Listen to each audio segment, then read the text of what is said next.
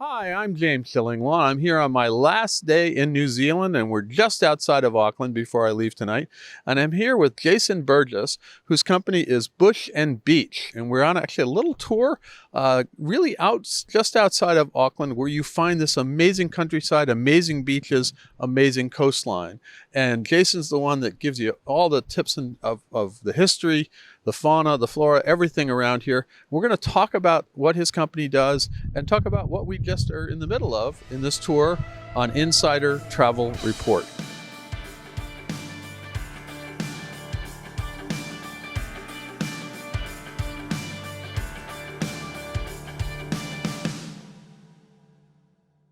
Now, Jason, first of all, thank you so much for showing us around here. First of all, tell us about Bush and Beach Tours. What can I say? Bush and Beach is not actually my company. It's owned by Ben Thornton and his sister and Penny. But I've been working for them for about 6 months now. So Bush and Beach have been operating for over 2 decades now, specialising in the area that we're currently standing, which is West Auckland, or the Waitakere Ranges, and out onto the west coast of the West Auckland. And basically it's offering people a chance to experience the wilderness out here, experience the rainforest, which it is currently raining. It is current. We're getting a little rain all of a sudden, a little liquid sunshine, as they say, but hopefully that's going to be fun. And it gives people a history of what happened out here, which is not only Māori history, but also settler history, which is around the kauri milling operation. So kauri being the tree, which gave great amounts of lumber to the development of suburbs around Auckland City, but also Sydney, Melbourne, and San Francisco after the earthquakes. So it was a huge industry out here. So we give that background, but we also give people a chance to get some fresh air, because Auckland is a 21st century city, and out here it's a wilderness. It is very different. You literally, within 30 minutes, you're out here on the countryside. You're out at the beaches. You also stop at a farm too, right? Well, that's something that I've kind of done to introduce people to various aspects of where we are right now. So James, just to kind of back up the truck a little bit, ordinarily we wouldn't bring you to this part of the Waitakere Ranges. We'd take you to a place called Piha.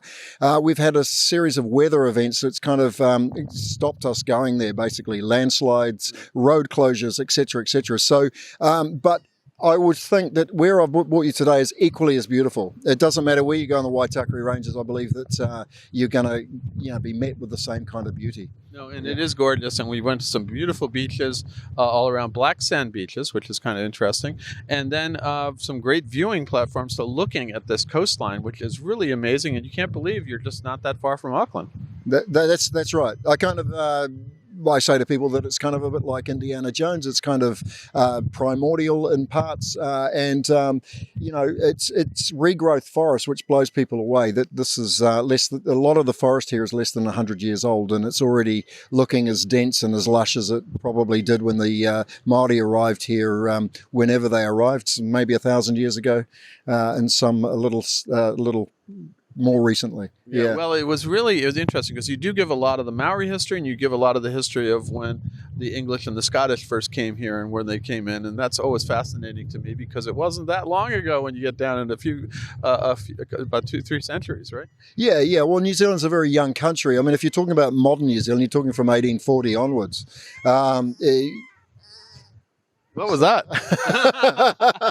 That was a local bird, right? Yeah, it was a Fio duck, I think, that went past. So you get a lot of birds out here. We don't get mammals, we don't get animals so much in the forest, but you will get a lot of bird life out here. So it just depends on what's migrating through the area at the moment. What berries are out will dictate what we see. But a lot of our wildlife is quite shy, so it'll come out in the morning, it'll come out at night, but not necessarily when we want it to come out sometimes. Well, actually, there's not a lot of there's a lot of birds. There's not a lot of other mammals. As you said, the first mammal introduced, you told me, was maybe the man who came through here, really. Yeah, right. Yeah. So, but it's basically the early Māori were credited with bringing the first mammals to the shores of New Zealand, or Aotearoa, New Zealand.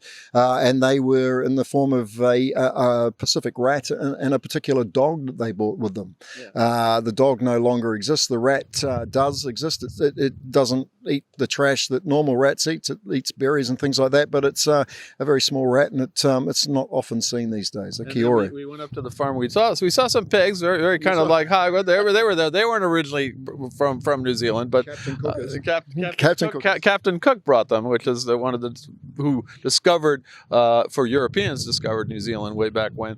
But talk a little bit about the different kinds of tours that you offer. That's one tour. I mean, what are the other things you do? Yeah, so today we've done sort of a pricey version of our wilderness experience, which is a half-day tour, essentially from Auckland. So we normally pick people up around midday and we deliver them back to the hotel at 5:30 in the afternoon. We do a full day version of that for people who are a bit more mobile, people who want to experience some wilder scenery, and who can be on their feet for 1 hour walks. So we usually do about 3 1-hour walks. We do also Hobbiton Express, which everybody knows the Hobbiton, which is the Hobbit films, right? Exactly. All right. Yeah. That and it's a very popular attraction in this part of the world, in the North Island. It's a couple of hours south of Auckland, and then we extend that day out and take people from Hobbiton across to the Waitomo glowworm caves, and also I've heard of those. They sound amazing. They are amazing. Yeah. I was down there yesterday, and the group love it. I mean, it doesn't matter. So those are two of the most popular attractions as part of the world. We also take, we can bespoke tours down to Rotorua and places like that as well. So we do private tours for people. And we also specialize in a tour around the Coromandel Peninsula, which is also a day tour. It's another long day, but you get to experience places like Cathedral Cove, Hot Water Beach, which is a naturally a thermal flow that runs under the sands at the beach there, so people get to dig in the sand and bathe in the hot water while the surf is breaking on the beach. Sounds good. I'll have to come back on that. Yeah. And we also do wine tours around Auckland as well. You can't be in New Zealand without a wine tour, as I've learned. Wine tours everywhere you can think of, right? Yeah. Well, ironically, I mean, the place we're in right now is kind of one of the birthplaces of New Zealand wine industry. Just north of Auckland here, a place called Kumeu. We run tours out there, but a lot of the guys that came in to dig kauri gum, which is an industry that took place once the forestry had finished, were from Dalmatia, also Croatians, as we know it today. And a lot of those families, they bought grapes with them and set up the vineyard industry, industry out this part of the country, out on the Waitakere Ranges. No, that sounds great. Well, so you've got a wide range of tours you can experience this. Now, we go out to about 118,000 travel advisors. In fact, I was with 10 of them here on a fam trip. They all went home. I'm still here. I'm thinking of putting down roots here. I don't know. I've gotten to like it a lot. So, but where can our advisors out there go to find out more about your company, the URL, the website, things like that? bushandbeach.co.nz. There we go. Yeah. So you can find out about all the tours, and Jason can give you a tour, give your clients a tour around this wonderful area, which is really unique because it is just so close to really New Zealand's largest city, and it really is amazing, right? Yeah, it is. And you go coast to coast and back again in one day. You can get a little bit of New Zealand here just as you get off the plane, and then you can go explore the rest of the country as we've done. But we're closing it out here in Auckland, and Jason was good enough to give us a tour all around here. It's a beautiful, beautiful area, and it really is something that your clients should experience. Again, Jason, thank you so much for taking us around here, and I've learned a lot. James, thank you for the opportunity. It's great. It's great showing people my neck of the woods. This is my backyard as well. In fact, indeed, we went by your town. We went through your town. You went past the end of my road. And if you're really good, he'll give you a cup of tea and an Anzac biscuit. Right? And some Manuka honey. Yeah, don't forget.